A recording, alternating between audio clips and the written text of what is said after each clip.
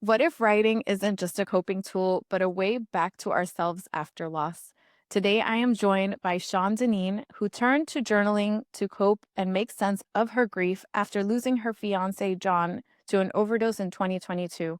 That personal practice eventually became HeartStrings Journal, a line of thoughtfully designed journals for grief, gratitude, daily reflection, and everything in between. Most recently, she also created Paths of Purpose, a storytelling series featuring real journeys of those who have turned their pain into purpose. And in this conversation, she's going to share her journey from the raw grief of losing her fiance to then finding moments of peace through solo traveling, dating again, and rediscovering her purpose after loss. Shawn, welcome to the Grief and Light podcast. Thank you so much for having me. I'm excited to be here with you.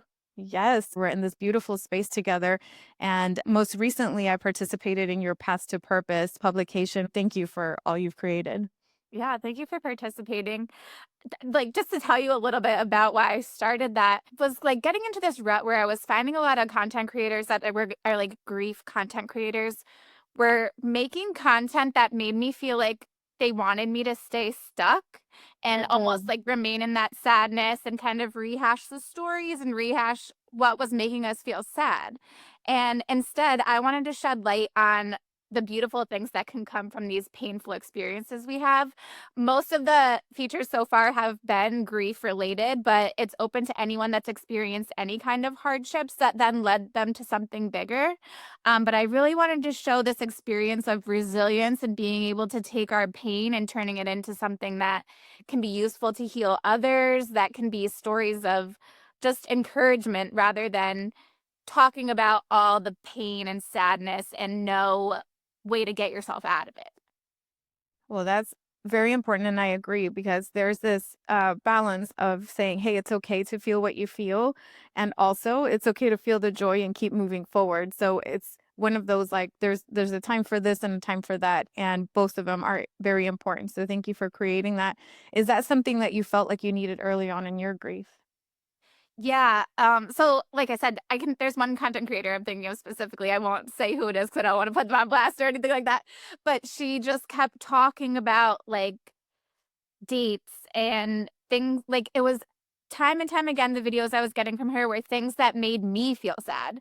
I felt sad for her experience, but it was like putting me back in a place where now I was feeling like these heightened grief emotions, which are okay, but it didn't need to be spurred on by someone that was supposed to be doing grief content to help us feel better. So I wanted to have a place where people could come and see that it's not always gonna be like that. There's ways to pull yourself out of it. You're gonna have these highs and lows, these waves of grief we all know about, but you can still have joy and happiness and a beautiful life. And I wanted to show the people around me that I've seen do incredible things after their losses, whether it have been a spouse or a parent, a sibling, a child, whatever it might be. People have taken it in so many different directions. And I found that so encouraging that it can be this powerful tool to push you in this positive direction, and then in turn, you find yourself in this, like, grief community where it's just, like, so much support, like, even with Get Griefy, How I Met You, we have the collective, and it's just all of these amazing people doing these incredible things, and now I also have a community of resources, so if someone needs something, I just go to my network and I say, "Who has something for this?" And then I'll get people with support groups or podcasts or books or recommendations. So it's just really this domino effect of positivity.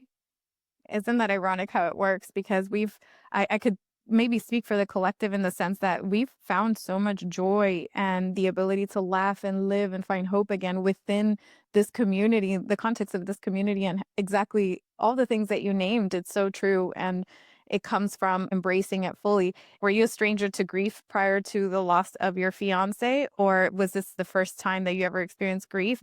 Yeah. So absolutely I lost my grandma when I was in college. I mean, at that point we weren't super close anymore, so it was kind of just like it wasn't as impactful of a loss as when my fiance passed. Like that was the person that I was with every single day.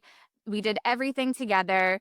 He passed a month before we were supposed to get married. Like it was tragic. And it was something I had absolutely never experienced anything close to it before. So I had no idea what to do or how to handle it. All I knew was that, like, my life had imploded, and I knew I had to find a way to not stay stuck in that, like, sucked into the couch, just, like, pitying myself kind of feeling, because it's really easy to do that, and I think you have to really actively work to not stay stuck in that place. So, I immediately was like, I'm gonna try everything. I'm gonna find a grief coach. I'm gonna find a group. I'm gonna find a therapist. I'm gonna listen to books, or listen to podcasts, read books, everything. Any tool that I could like put into my toolbox, I was trying it because I thought I could just find this like magical cure that I wasn't going to be stuck in this little grief hole anymore. That I was gonna be like, okay, I found this. I'm better. Here's the magic pill. Obviously, we all know that that's not the case. That grief is forever. But I did find journaling to be a really impactful tool for myself. I was recommended by a grief coach to start journaling, and I had never been a journaler either. So I was new to grief, I was new to journaling, I didn't know what to do, and I started just doing, like, lists. So I would make myself write 3 good things from my day, 3 bad things from my day, and then sometimes I would find that I had, like, other thoughts after that, and I would continue writing, but I always made sure that I had good things on that list, even when it felt like nothing was good at that point. That gratitude practice, even though I didn't realize that's what it was at the time, was really helpful and, like, keeping that positive mindset and reminding myself that, like, good things were still happening, whether it was just that Dunkin' Donuts didn't screw up my coffee that day, like, the little tiny things that we could be grateful for, and then in turn, that became a kind of a reflection practice where I could look back into my list that I was making and see, oh, it was really hard for me to write 3 things. Now I have a whole list of good things, and my bad list has gotten shorter. And that growth over time was also a really nice reflection process to have to look back on. So that's how I started my HeartStrings journals, is that I printed one for myself with that like area to have the good list, the bad list, and the other thoughts. Just because I really just didn't want to write it over and over again. I wanted it to be there for myself. And people saw that and they were like, "Where did you get that? That's such a good idea." And so it just spiraled from there. I love to do like graphic design kind of things. So now I have over 80 different journal covers with different prompted insides or blank line inside, depending on what people want. I was also writing letters, which I found really cathartic. Like I said, I was brand new to grief. I never was someone to visit a cemetery. I never had anyone to go visit in a cemetery, so I didn't know what to do for that either. So I would keep a journal in my glove compartment in my car, and when I would go to the cemetery, I would write John letters while I was there. And so that became one of my journals as well. I have one called Letters to My Loved One. So that's intended as a place to write letters to the person that you're missing. And it was just a really nice way for me to be able to still like keep in contact with him, update on my life, tell him what I was feeling, and just have that open communication, even though it was kind of one sided, but like it felt like that. And so yeah, it's just kind of spiraled from there. And now I do a lot of local vendor events selling my journals. I do custom journals for people. It's always expanding. Workshops. I'm open to any collaborations, new ideas at any time. It's just really opened up this whole new world for me. That is wonderful. And I took a look at your collection, and it's not just limited to grief. There's also like gratitudes and dreams, and there's blank ones. So there's options if you're listening or watching and you're curious about this. There's other options that's not specific to grief, even though the grief ones are incredibly helpful. And was that intuitive to you to do the lists, or is that something that maybe like your therapist suggested? How did that come about? Yeah, it really was just intuitive. I was like, I don't know what to do with a journal other than in my head, it was like, when you're a little kid and you're doing, "Dear diary, today Susie was mean to me on the bus," or whatever. That's what journaling was in my head. So I was like, I need to do this in some way that is thoughtful and beneficial to my situation. And that was what I came up with. So it was a natural process for me. But now it's really become something that I can recommend to other people. I have a lot of people come up to me at vendor events and they're like, I can't journal. I don't know how to do that.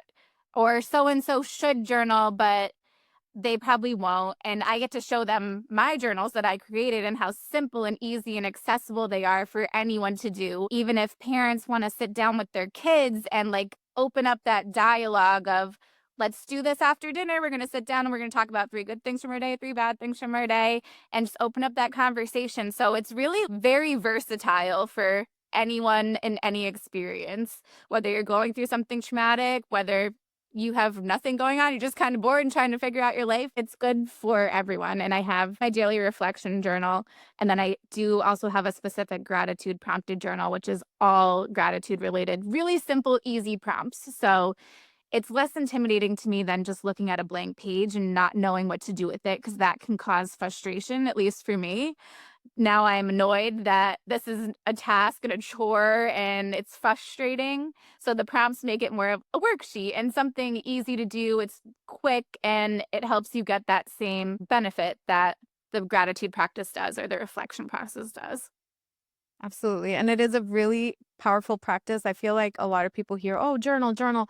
And it's so common, and yet people don't do it. They don't take the time to express themselves onto the sheets of paper. And I like that you have the prompts because, like you said, some people do express overwhelm as to, like, I don't know where to start. I don't know what to write. Where do I even begin with the magnitude of what I'm feeling, especially if you just lost a loved one?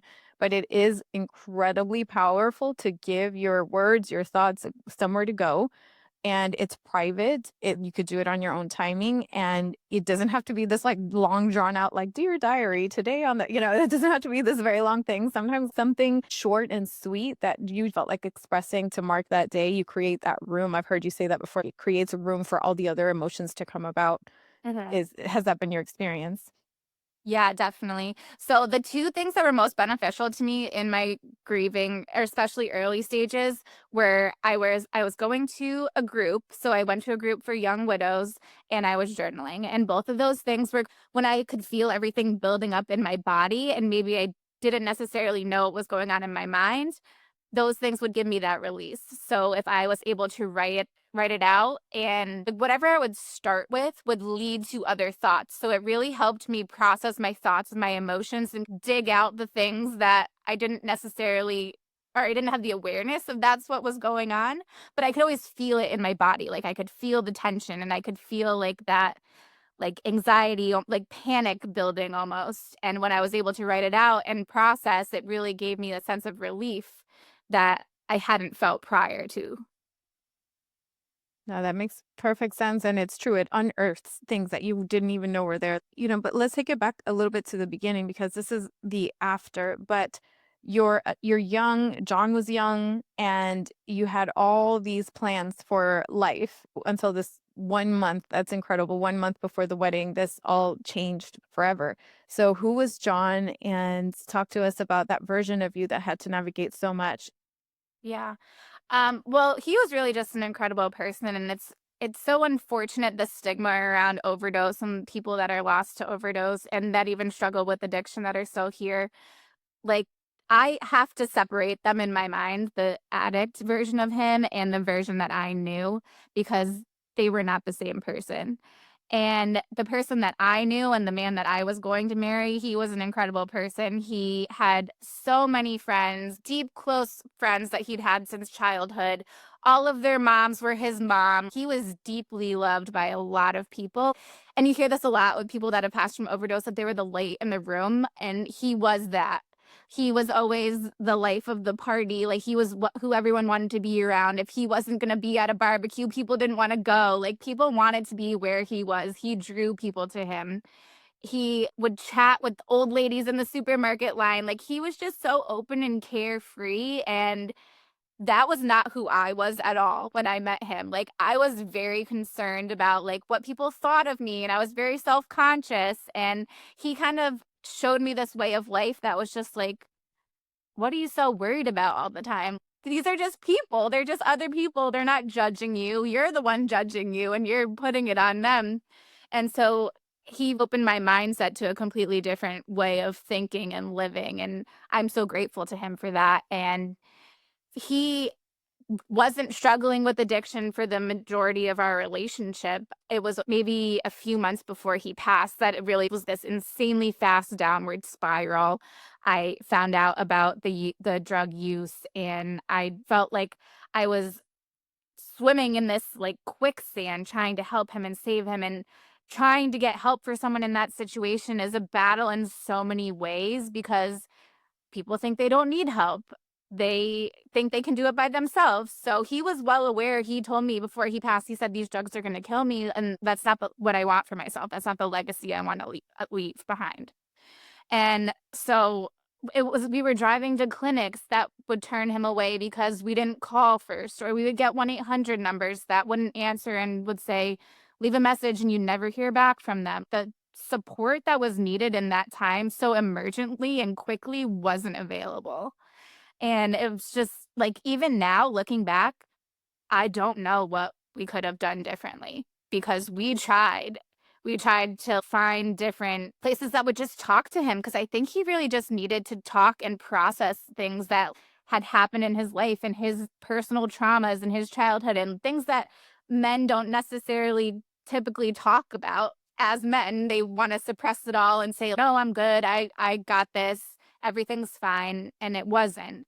And so I think he really was like suppressing some deep rooted emotions with the drug use, and the drugs that are going around on the streets now are just so insanely powerful.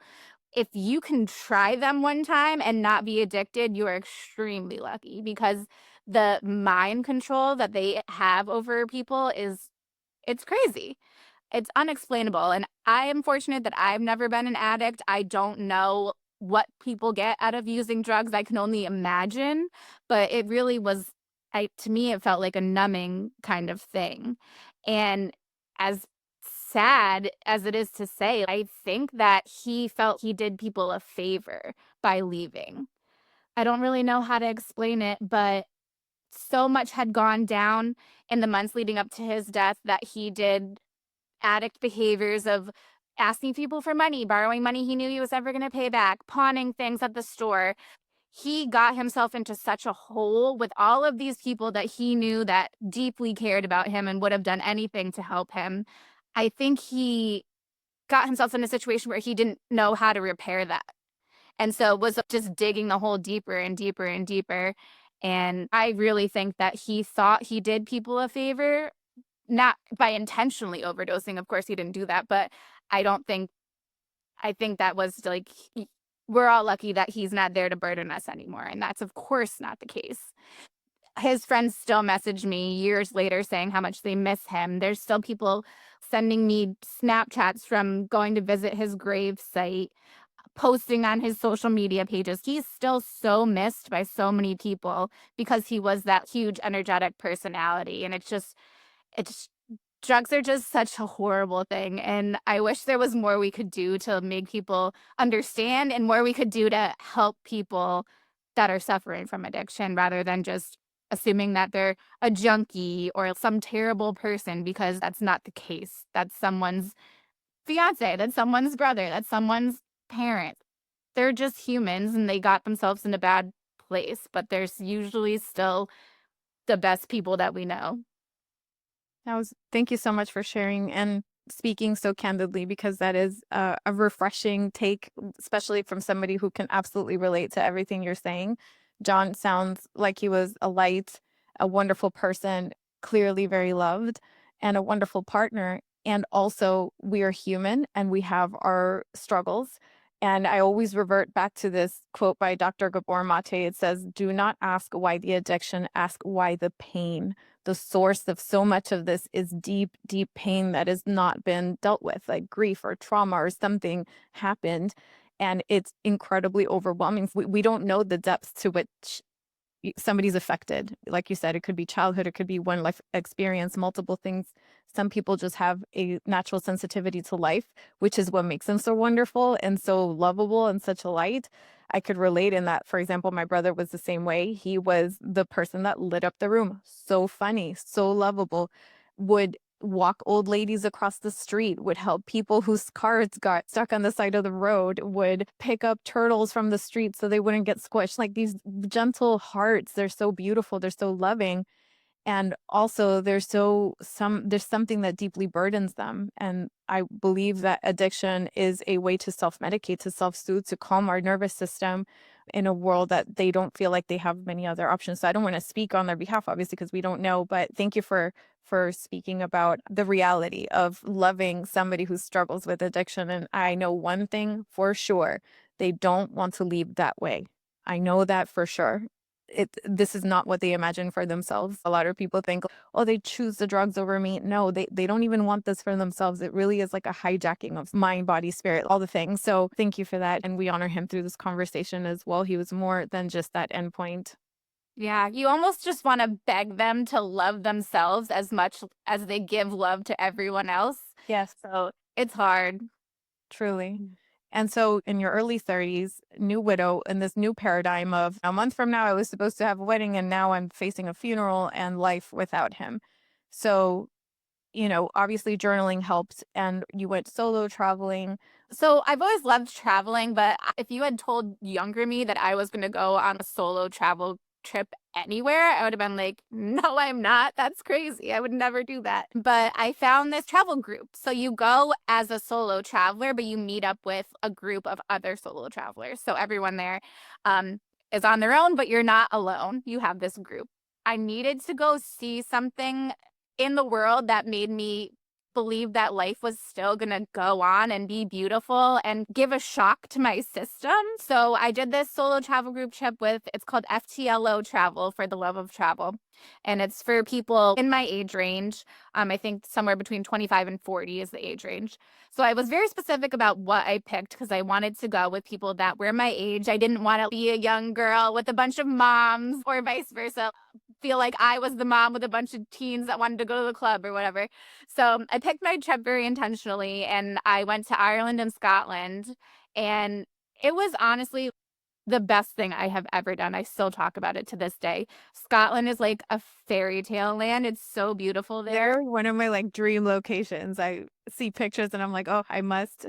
Yeah, you have to go. So I went to Edinburgh and the castle is above the city. So I remember driving into the city on our bus and just being like, I am in a fairy tale right now.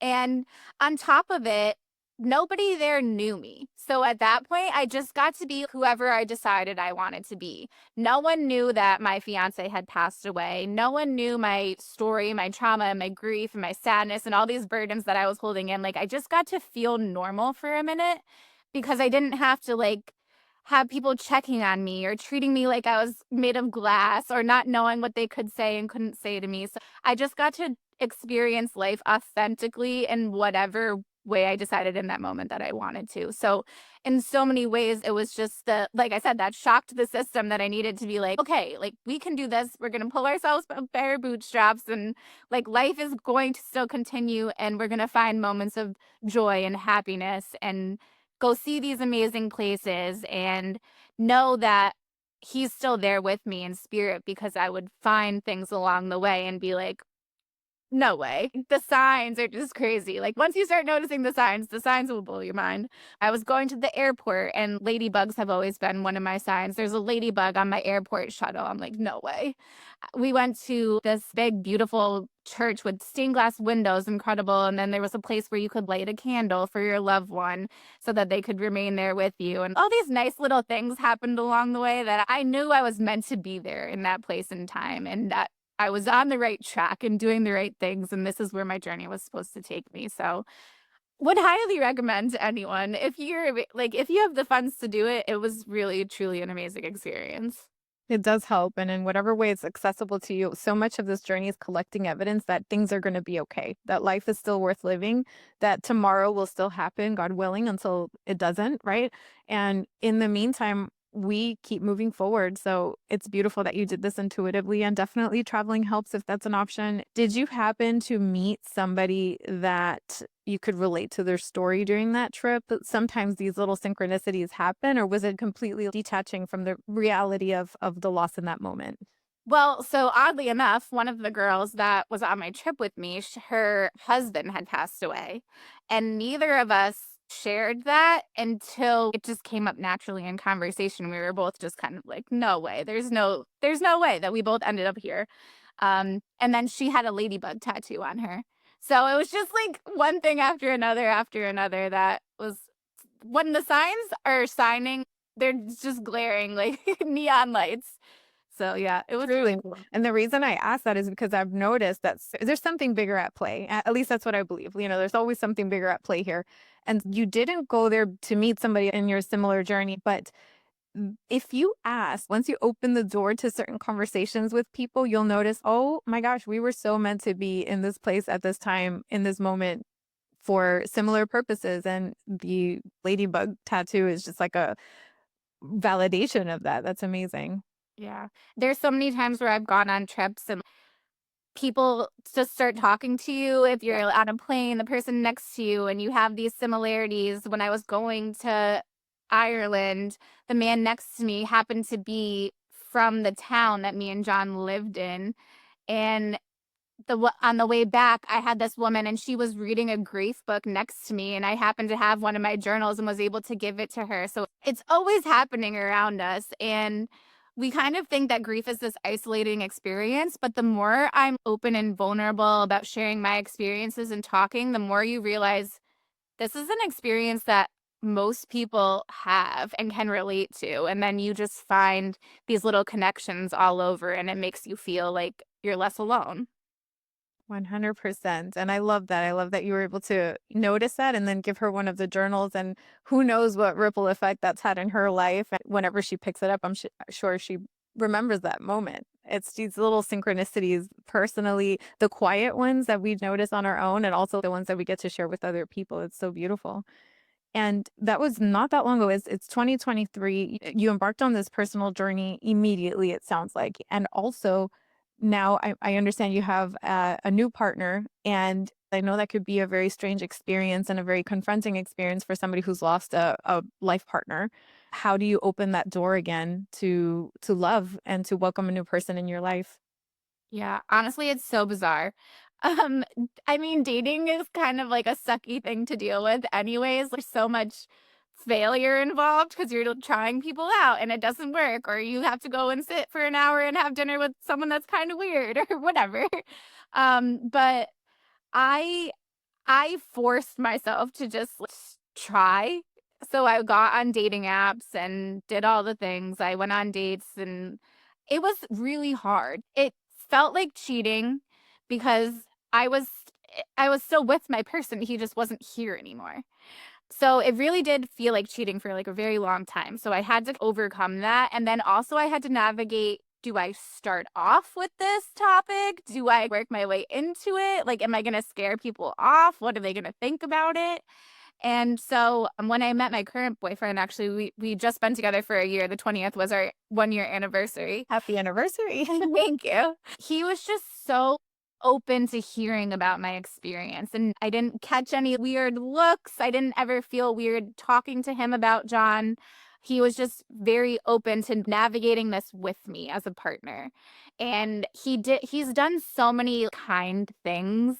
A lot of stuff in my basement was out of hand. That's where I threw all the totes that had John's stuff in them. There's just cobwebs down there because I didn't want to go down there with that stuff. It was a mess.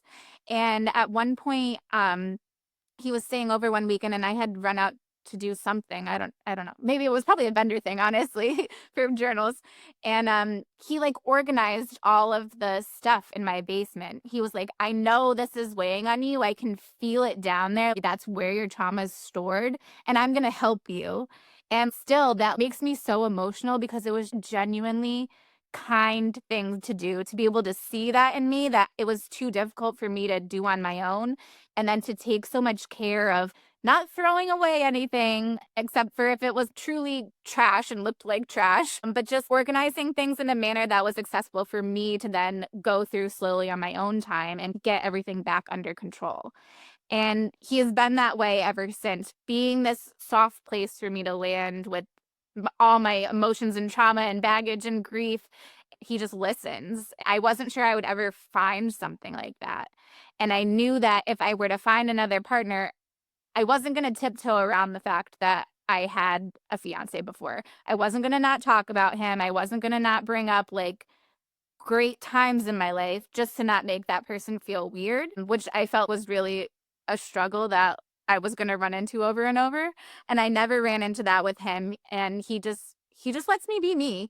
We have really great open communication about anything. So if anything's bothering him, he lets me know. We work through things. I always tell him he's an outlier because there's no other men out here that are out here doing what you're doing. Like, I don't know how you treat me so nicely, like, especially when I'm grumpy and I don't want to talk about things and I'm not good at like accepting help and all these things that you get from losing your partner and then living alone for so long. Like, you become this kind of stoic person. No, I can do that by myself. I don't need your help. It's hard. It's hard to be vulnerable and accept that help from someone else, but he's cracked that open. Now he calls me on his way home every day and asks me if I need anything on the way home. And he's very kind and caring. And I'm so thankful that I found him. And it's funny because he's really not like John. I think you assume you're gonna find someone similar to your previous partner, but he's not like him at all. He fills in all the gaps that were left after John passed, and so he just meshed in perfectly with what I needed at the time and still do. Well, he sounds wonderful, and I'm so happy that you have somebody like that in your life because you're very deserving, and it's so nice to find that person. I do have conversations with widows of different ages, so later in their life and also young like yourself, and they say like, "Where is this one of a kind unicorn of a person?" But it's true because, the person that we're with feels like a unicorn, and in so many ways in the context of today's dating world, it feels very special, and it is very special. And also, if somebody's newly widowed, let's say, or somebody's trying to open their heart back up in this moment, there are partners, men, women, whatever you're looking for, who are willing to walk this road with you, beside you. And it takes having that clarity of what it is that you're looking for. And like you said, you were going to talk about John and you were going to embrace the fact that this happened. It doesn't have to be every waking moment, but it has to be a part of your life because it is a reality. You didn't choose this. This happened, and this is part of how you carry him forward. And would you say that grief was a clarifier to the type of person that you were looking for in dating? Yeah, I think so. So prior to being with John, I had been in an abusive relationship for about 7 years, so for a really long time. So that was clarifying in itself of like what I was going to accept and what I wasn't. I thought I found what I needed in John, obviously not knowing what was going to come in the future with all the addiction, but it's just built on that since then as just maintaining boundaries and not feeling bad about them and not letting how what someone else is going to feel affect me maintaining my boundaries. I've done a lot of work in therapy about boundaries because I'm such an empathetic person. I might know what they are, but it's hard for me to actually maintain them. Because I always feel bad about, like, how the other person's gonna receive it, but boundaries are really important, and then on top of it, another one of those things where social media kind of fueled that staying stuck is I was finding in a lot of widows groups, it was just people commenting about how that was my person. I'm never gonna find someone else. I'm never gonna move on. I will never look. That was it for me. That's the end all be all. No, there's no conversation to it. And I just really disagreed with that mindset because you don't have to actively be looking for another partner after you've lost yours, but to be entirely closed off from the idea of it is just preventing yourself from potentially having another amazing person come into your life.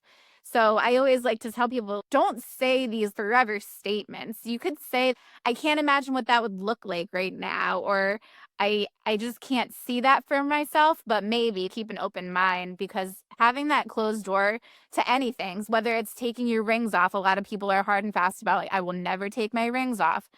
You don't know.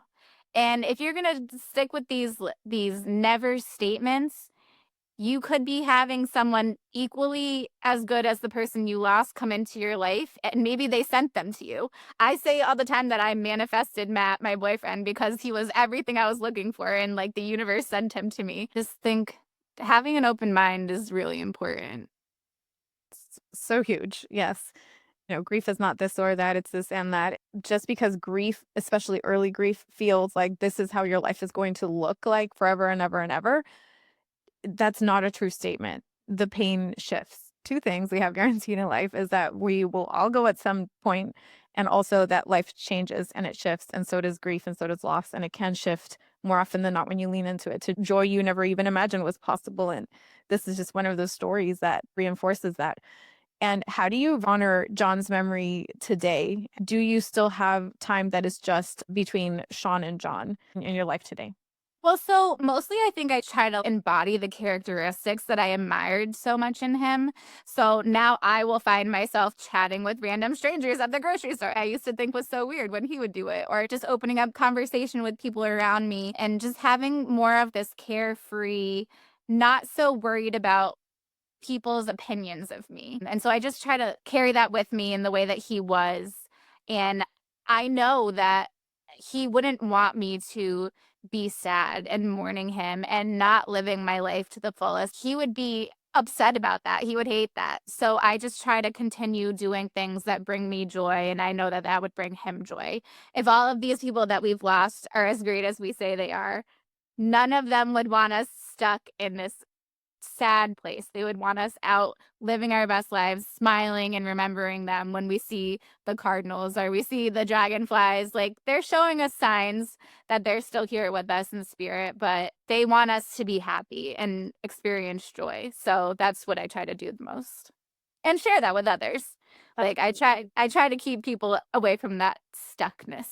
And definitely the journaling helps, and the work that you're doing with Paths of Purpose helps as well. You mentioned earlier that you do in-person events. So could you tell people, where are you located? Where can they find some of these in-person events and any other offerings that you have online? And where can they find that information as well?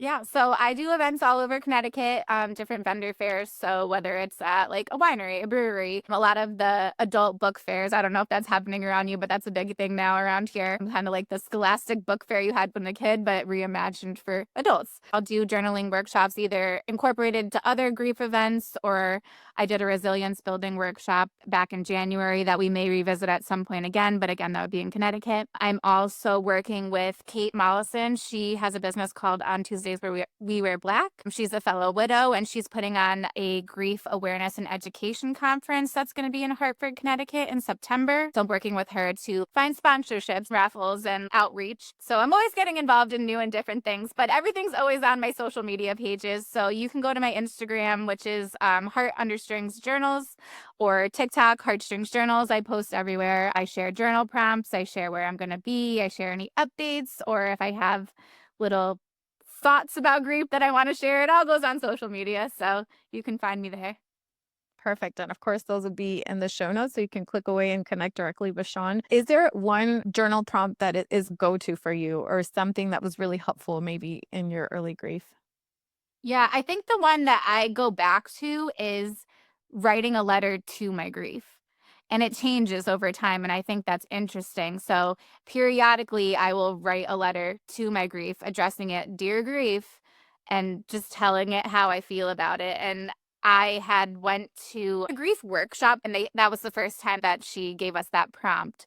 And it was eye-opening that grief's kind of like this best friend that you don't wanna have. So it was like, "I hate you and you suck, but, like, we're in this together and you're my buddy now." So it's this weird juxtaposition, but I like to do that one every now and then just to check in and see how it's evolved and how things have changed.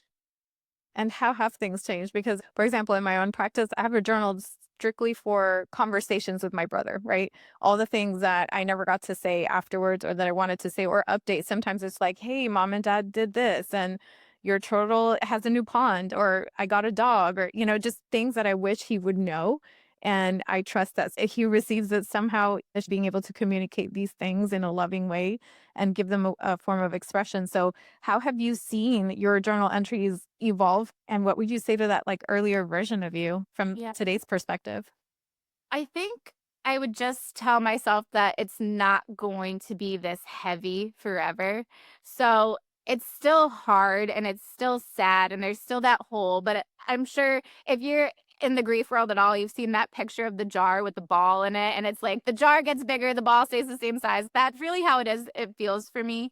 It's not crying every day and it's not this extreme sadness. There really are ways to manage it where you can still honor that person and honor that relationship, but it doesn't need to be so heavy all the time. It will get lighter and easier to manage, and you'll find people that help you carry it as well. So in the beginning, I I lost a lot of connections and a lot of friendships and people that they weren't serving a purpose in my life anymore. If anything, they were dragging me down in a time where I was already down as far as like I felt I could go. But now I have people that lift me up and different pockets of people. So if I do need to talk about John, I have people to go do that. If I need to talk about grief or if I need to talk about whatever, I have different little pockets of people that I can go through for different things. So it's all doable. It feels like it's gonna be terrible forever, but it grows and it can become something bigger and better if you try. You have to put in the work. I'm sure sometimes when I talk about this stuff, oh, it sounds so much easier. It's easier said than done. It's hard. You have to put in the work. Like, I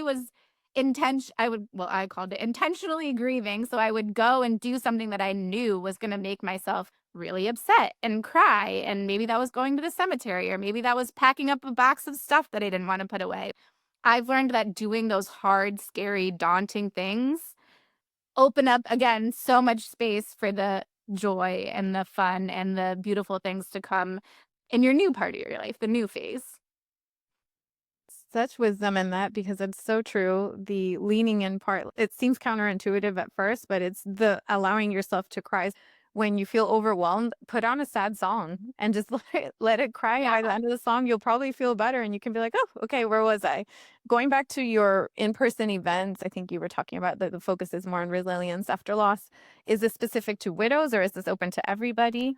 Nope, it was open to everyone. So we did it around New Year's because it was a shift in mindset from New Year's resolutions that are these lofty goals, and we wanted to build more actionable plan to get yourself where you needed to be. So I've tried to intentionally move myself out of a grief specific niche and into this more, if you've been through hardships, there are ways to find a way out of it and to build resilience and to go on whatever path you're wanting to go on. So I don't want it always for myself to be a specifically grief focused. That's where my story came from. But I want anyone who's struggling with anything, whether you've gone through an abusive relationship, whether you've gone through trauma as a child, there are ways to shift your mindset and lead yourself on a different journey than what you currently are doing. But you have to do it intentionally and you have to focus and you have to put the work in. And in your own opinion, what does resilience look like after loss? So for me, resilience is intentionally putting in that work to know that you want more and better for yourself and to not let yourself stay stuck in these sad points and sucked into that bedrock kind of situation, forcing yourself to do things out of your comfort zone or things that might seem scary, like the worst that's gonna happen is maybe you go somewhere and you go home. You don't wanna be there anymore. Like, you get to do whatever you want, but part of doing whatever you want is having that life that you want that looks different than what you're currently feeling, and there is a way out. So, resilience to me is just putting in that work and that focus to get yourself to achieve whatever your goals and dreams are for yourself and your life. Beautiful. And we're getting to the end here, and I just want to give you the floor to say or touch on anything that feels important to touch on in this conversation. What else I have to say? I feel like I've said a lot here. We touched on a lot of things. I think just if you are in a spot where you're like really deep in your grief, you don't know how to get out. I was told this to someone recently. I was like, look for your griefy people. Like, you have to find your griefy people. And for us, it's the collective from Get Griefy magazine, but there are pockets of them everywhere. Find yourself a grief group, find yourself a support group, go try a book club. Like, try things until you find something that works for you because it's not a hopeless situation, even though it might feel that way. Shawn, you are such a light. Thank you so much for this time for sharing your story. I know it's going to help many. And again, if you're listening or watching, just make sure you check the show notes for all of the links to get your HeartStrings journals. If you want to submit a story for Paths of Purpose, I'll also include that link and just to connect with Shawn and her beautiful work. Thank you again for being here and thank you so much for being you. Thank you. It was so nice chatting with you.